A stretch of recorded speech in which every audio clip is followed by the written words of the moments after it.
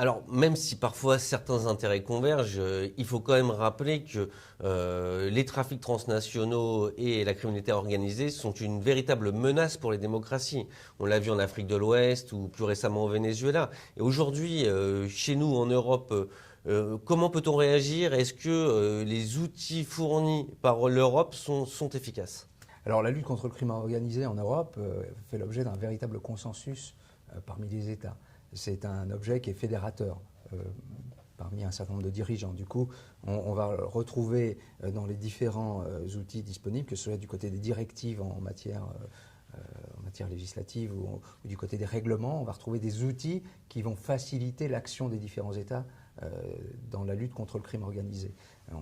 On l'a vu par exemple avec des conventions qui sont signées à l'échelle européenne, mais également en déployant des moyens nouveaux, à l'instar des équipes communes d'enquête. Sous l'égide d'Europol ou d'Eurojust, des équipes sont mises en place à l'échelle européenne qui permettent véritablement de démanteler des équipes qui agissent sur des différents territoires. Alors qu'auparavant, il fallait attendre tout un ensemble de commissions rogatoires, donc d'outils qui prenaient beaucoup de temps. Désormais, ces équipes communes d'enquête permettent d'agir beaucoup plus rapidement et au cœur du crime organisé. Donc l'Europe facilite cette adaptation de la réponse publique au caractère transnational des activités criminelles. On le voit aussi sur le problème financier.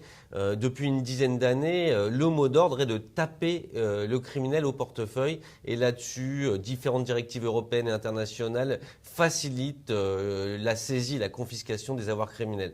Alors c'est extrêmement important, c'est presque un nouveau paradigme de la lutte contre le crime organisé, puisque désormais, même si c'était en vigueur depuis un certain nombre d'années aux États-Unis, en Europe ça arrive dans les années 2005 et bien après. En France, il y a une loi qui a été promulguée en 2010 qu'on appelle la loi Warsmann, qui désormais permet la saisie pénale, ce qui était autrefois difficile est désormais facilité. Donc le trafiquant qui opère en France et dont on sait qu'il a tiré des bénéfices majeurs de son activité, l'État a les moyens désormais de saisir et, in fine, de confisquer les produits du crime. Et ça, c'est une véritable avancée. Et ça fait beaucoup plus de dégâts en quelque sorte du côté du criminel, parce que s'il a intégré la peine de prison, la saisie, la confiscation de ses avoirs est considérée comme la véritable peine en réalité par ces criminels. On voit que la réponse européenne s'améliore, mais confrontée à cette amélioration, on va voir se développer ce qu'on appelle en sociologie des drogues l'effet ballon. Si on met la pression sur un côté de l'activité criminelle, les délinquants vont contourner le problème, changer de mode opératoire, changer de route, changer de stratégie. Face à cette adaptation croissante, quel est le rôle de think tank ou de la société civile pour pouvoir aider le monde répressif à s'adapter? Alors, l'une des questions qui nous anime beaucoup, c'est justement la question de la connaissance et d'inciter un certain nombre de chercheurs à se porter sur cet objet. On sait que c'est difficile de travailler parce que les données sont difficiles à objectiver, des statistiques sont rares ou elles sont partielles ou partiales parfois. Donc toute la difficulté, c'est d'inciter une communauté scientifique à développer ces objets en termes d'analyse et pour ensuite alimenter les décideurs publics. Alors évidemment, ce n'est pas systématique, mais en tout état de cause, le fait que des chercheurs s'intéressent à ces objets permet aux décideurs d'avoir un éclairage sur des phénomènes qui sont occultes par nature. Donc en fait, face à ces innovations, ces capacités d'adaptation extrêmement rapides de la criminalité organisée, l'ensemble de la société civile et plus particulièrement les structures de réflexion comme l'INEGI ou le CSFRS peuvent permettre de mettre en place des stratégies innovantes du côté de la réponse publique. Ça l'est en partie, d'autant plus que on le voit, hein, il y a toujours des décalages temporels entre les phénomènes, leur analyse et la décision publique. Bon, pour exemple, l'étude que l'INEGI a effectuée sur la production de cannabis en France a favorisé l'adaptation de la réponse publique, hein. Les policiers ont bien identifié cette nouvelle menace.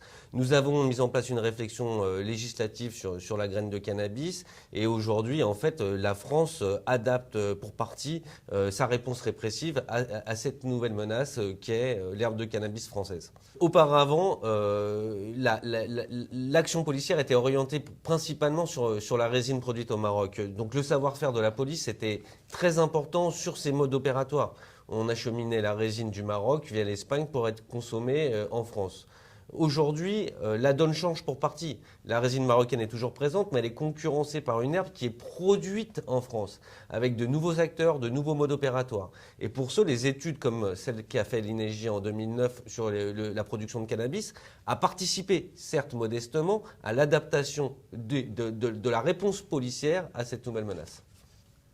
Bon, il paraît avéré que la criminalité organisée s'alimente de la fluidification des échanges et de la globalisation dans son ensemble sur le point de vue économique. Nasser, en fait, on est dans un changement de paradigme où il faut renouveler sa réflexion pour pouvoir mieux comprendre ce monde innovant. Avez-vous quelques lectures à proposer à nos internautes sur ce thème? Bon, je citerai sans doute un auteur, Didier Bigot, qui travaille régulièrement que ce soit sur le terrorisme ou le crime organisé, qui vise justement à déconstruire dans un premier temps la notion et puis à voir quels sont les enjeux et les rapports de force qui font émerger cette problématique. Il l'a fait notamment à l'occasion du crime organisé, où il voit bien qu'il s'agit de remettre l'État dans une position centrale qu'il avait tendance à perdre avec la globalisation dont l'objet même est justement d'amenuiser son rôle et ses interventions. Donc dans une logique un peu libérale. Donc cet auteur, Didier Bigot, est intéressant. Il a une lecture un peu justement en biais par rapport à d'autres auteurs. Je pourrais citer aussi un autre auteur, un Canadien intéressant, qui lui est plus sous l'angle économique et il s'appelle Tom Naylor et qui s'intéresse justement aux flux financiers et qui montre bien toute la problématique de saisie des avoirs criminels. Il prend un peu le contre-pied en disant que ça génère des effets pervers du côté des forces de police qui ont tendance à laisser faire les activités et à récupérer l'argent du crime et non plus à s'intéresser directement aux activités criminelles en tant que telles. Donc voilà, une lecture intéressante et puis bien d'autres en France. Je pense par exemple à un sociologue qui a travaillé sur les flux à l'international. Il s'appelle M. Domingo, qui travaille à l'Université de Toulouse, qui est intéressant et qui montre bien justement cette difficulté à la fois à fluidifier la circulation des biens, des personnes, des capitaux, et puis par ailleurs à instaurer des systèmes de contrôle face à une criminalité qui s'adapte et qui exploite justement les failles des États et les failles de l'organisation internationale, que ce soit du commerce, du travail, etc. L'intérêt, c'est qu'il vise justement à remettre l'État au cœur du système et à voir comment il peut lui-même instrumentaliser un certain nombre de notions type crime organisé.